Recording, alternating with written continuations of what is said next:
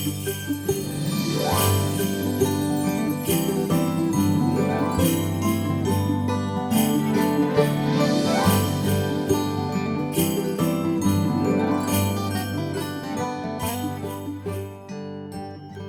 you like to make yourself useful?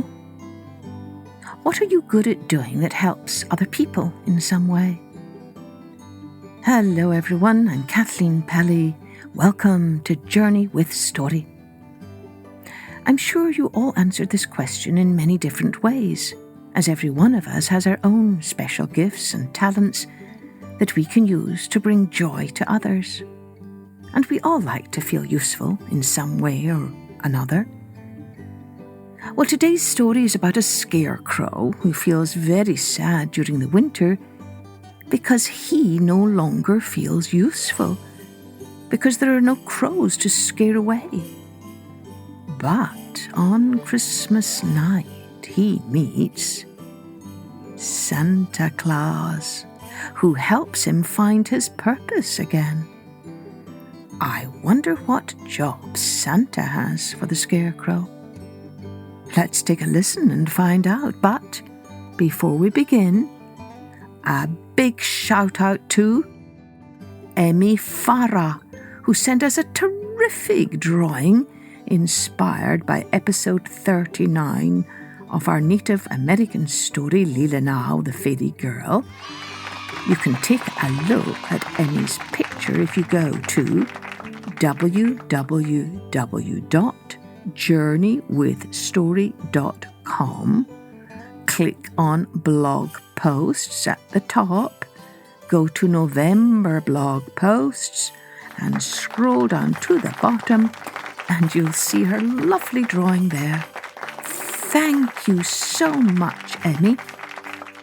This episode is dedicated to you. Enjoy. Oh, and in this story, which was written a long, long time ago, the author mentioned something called a crazy quilt.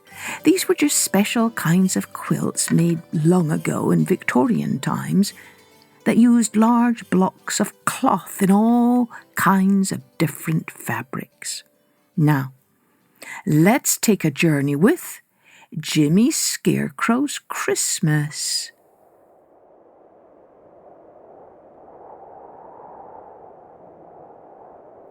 Jimmy Scarecrow led a sad life in the winter. Jimmy's greatest grief was his lack of occupation. He liked to be useful, and in winter he was absolutely of no use at all. He wondered how many such miserable winters he would have to endure. He was a young scarecrow, and this was his first one. He was strongly made, and although his wooden joints creaked a little when the wind blew, he did not grow in the least rickety. Every morning, when the wintry sun peered like a hard yellow eye across the dry corn stubble, Jimmy felt sad. But at Christmas time, his heart nearly broke. On Christmas Eve, Santa Claus came in his sledge, heaped high with presents, urging his team of reindeer across the field. He was on his way to the farmhouse where Betsy lived with her Aunt Hannah. Betsy was a very good little girl with very smooth yellow curls, and she had a great many presents. Santa Claus had a large wax doll baby for her on his arm, tucked up against the fur collar of his coat. He was afraid to trust it in the pack lest it get broken. When poor Jimmy Scarecrow saw Santa Claus, his heart gave a great leap. "Santa Claus, here I am!" he cried out. But Santa Claus did not hear him. "Santa Claus, please give me a little present. I was good all summer and kept the crows out of the corn," pleaded the poor Scarecrow in his choking voice.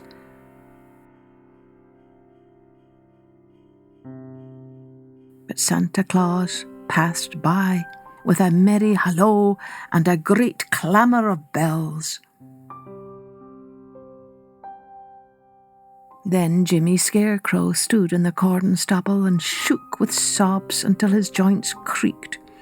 "I am of no use in the world, and everybody has forgotten me," he moaned. But he was mistaken. The next morning, Betsy sat at the window holding her Christmas doll baby, and she looked out at Jimmy Scarecrow standing alone in the field amidst the corn stubble. "Aunt Hannah," said she. Aunt Hannah was making a crazy patchwork quilt, and she frowned hard at a triangular piece of red silk and circular piece of pink, wondering how to fit them together. "Well," said she, "did Santa Claus bring the Scarecrow any Christmas present?" "No, of course he didn't." "Why not?" "Because he's a scarecrow. Don't ask silly questions." "I wouldn't like to be treated so if I was a scarecrow," said Betsy. But her Aunt Hannah did not hear her. She was busy cutting a triangular snip out of the round piece of pink silk, so the piece of red silk could be feather-stitched into it. It was snowing hard out of doors, and the north wind blew. The Scarecrow's poor old coat got whiter and whiter with snow. Sometimes he almost vanished in the thick white storm. Aunt Hannah worked until the middle of the afternoon on her crazy quilt.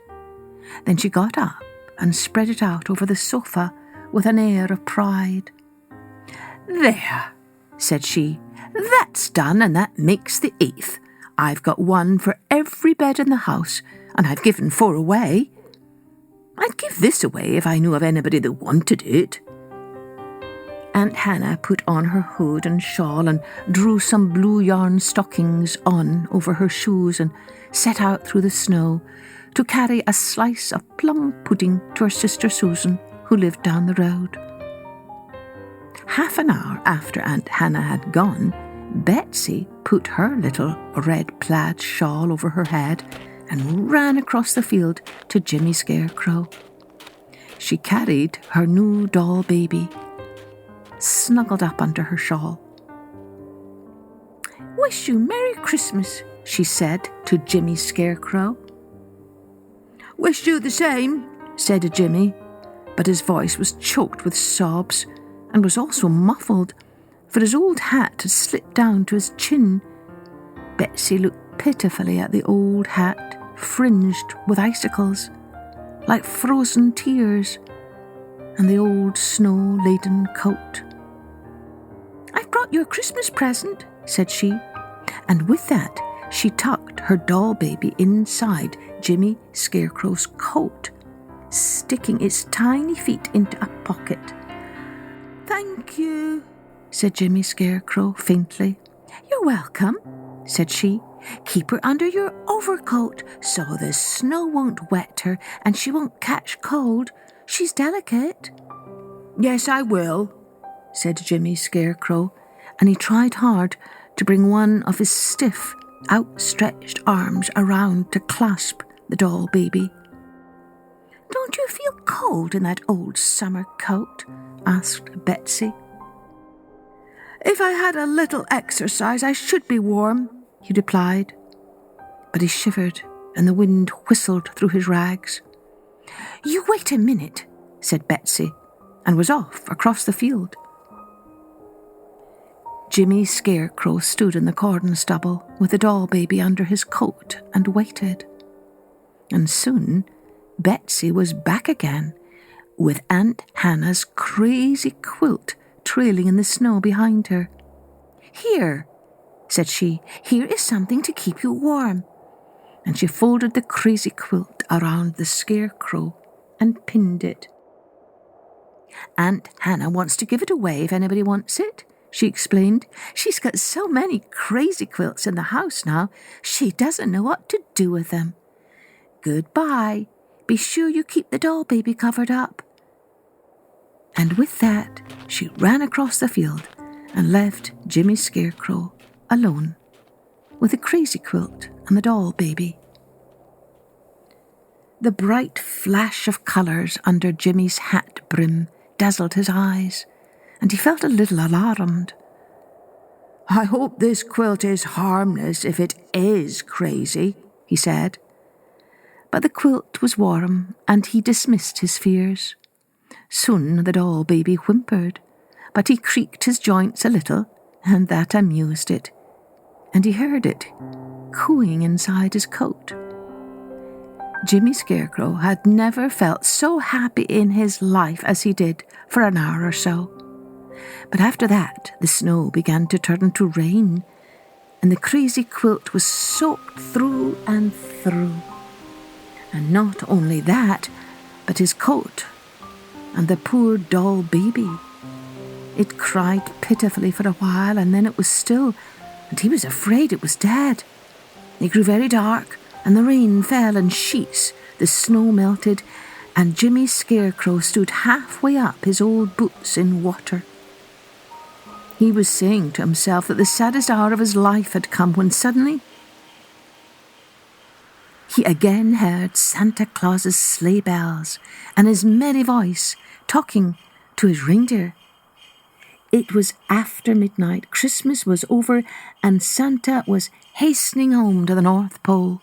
"Santa Claus, dear Santa Claus," cried Jimmy Scarecrow with a great sob. And that time, Santa Claus heard him and drew rein. "Who's there?" he shouted out of the darkness. "It's only me," replied the Scarecrow. "Who's me?" shouted Santa Claus.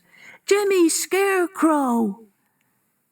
Santa got out of his sledge and waded up. "Have you been standing here ever since corn was ripe?" he asked pityingly, and Jimmy replied that he had. "What's that over your shoulders?" Santa Claus continued, holding up his lantern. "It's a crazy quilt." "And what are you holding under your coat?" "The doll baby that Betsy gave me, and I'm afraid it's dead." Poor Jimmy Scarecrow sobbed. "Nonsense!" cried Santa Claus. "Let me see it." And with that, he pulled the doll baby out from under the Scarecrow's coat and patted its back and shook it a little. And it began to cry and then to crow. "It's all right," said Santa Claus. "This is the doll baby I gave Betsy, and it's not at all delicate. It went through the measles and the chicken pox and the mumps and the whooping cough before it left the North Pole. Now get into the sledge, Jimmy Scarecrow, and bring the doll baby and the crazy quilt. I have never had any quilts that weren't in their right minds at the North Pole, but maybe I can cure this one. Get in!" Santa chirped to his reindeer, and they drew the sledge up close in a beautiful curve. "Get in, Jimmy Scarecrow, and come with me to the North Pole," he cried. "Please, how long shall I stay?" asked Jimmy Scarecrow. "Why, you are going to live with me," replied Santa Claus. "I've been looking for a person like you for a long time." "Are there any crows to scare away at the North Pole? I want to be useful," Jimmy Scarecrow said anxiously. "No," answered Santa Claus, "but I don't want you to scare away crows. I want you to scare away Arctic explorers. I can keep you in work for 1,000 years, and scaring away Arctic explorers from the North Pole is much more important than scaring away crows from corn. Why, if they found the pole, there wouldn't be a piece an inch long left in a week's time, and the earth would cave in like an apple without a core. They would whittle it all to pieces and carry it away in their pockets for souvenirs. Come along, I'm in a hurry." "I will go on 2 conditions," said Jimmy. "First, I want to make a present to Aunt Hannah and Betsy next Christmas." "You shall make them any present you choose. What else?" I want some way provided to scare the crows out of the corn next summer while I am away, said Jimmy. That is easily managed, said Santa Claus. Just wait a minute. Santa took his stylographic pen out of his pocket, went with his lantern close to one of the fence posts, and wrote these words upon it. Notice to crows. Whichever crow shall hereafter hop, fly, or flop into this field during the absence of Jimmy Scarecrow, and therefrom purloin, steal, or abstract cotton, shall be instantly, in a twinkling and a trice, turned snow white, and be ever after a disgrace, a byword, and a reproach to his whole race, per order of Santa Claus. The corn will be safe now, said Santa Claus. Get in.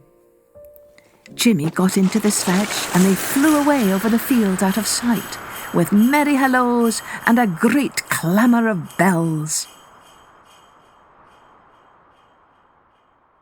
The next morning there was much surprise at the farmhouse when Aunt Hannah and Betsy looked out of the window, and the Scarecrow was not in the field holding out his stiff arms over the corn stubble. Betsy had told Aunt Hannah she had given away the crazy quilt and the doll baby, but had been scolded very little. You must not give away anything of yours again without asking permission, said Aunt Hannah, and you have no right to give anything of mine, even if you know I don't want it. Now both my pretty quilt and your beautiful doll baby are spoiled. That was all Aunt Hannah had said. She thought she would send John after the quilt and the doll baby next morning as soon as it was light. But Jimmy Scarecrow was gone, and the crazy quilt and the doll baby with him. John, the servant man, searched everywhere, but not a trace of them could he find. They must have all blown away, Mum, he said to Aunt Hannah. We shall have to have another Scarecrow next summer, said she.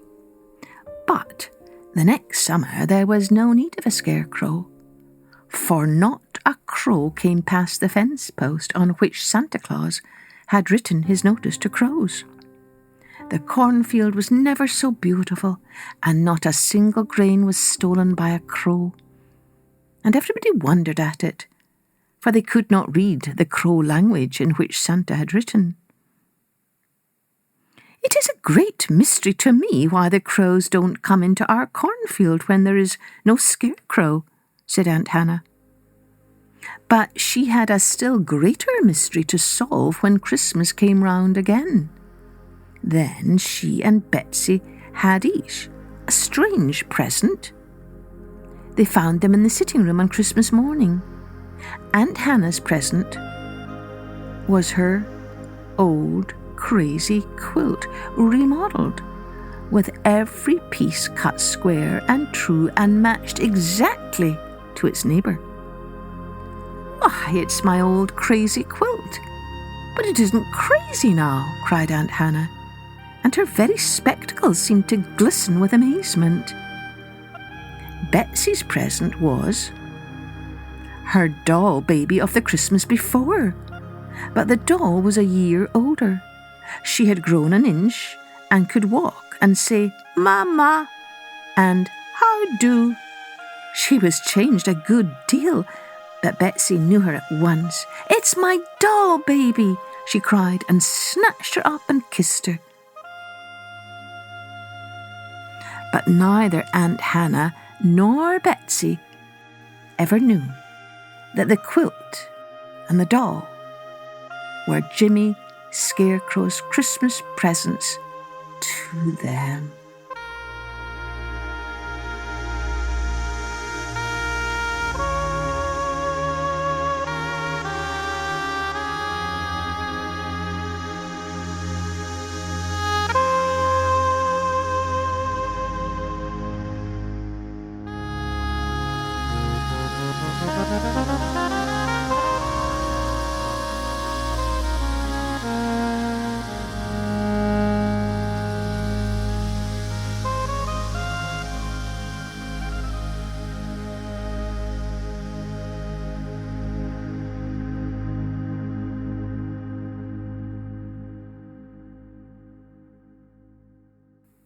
Well, Santa Claus certainly gave Jimmy a very important job to do, keeping the North Pole safe and sound so he could continue to work there and get ready for us all at Christmas time.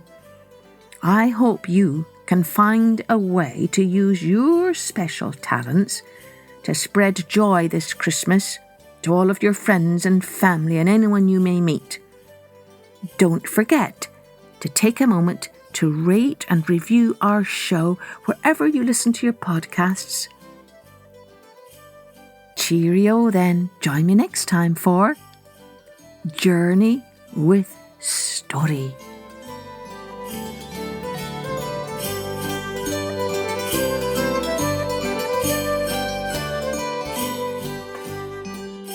Music and post-production was by Colette Jonas.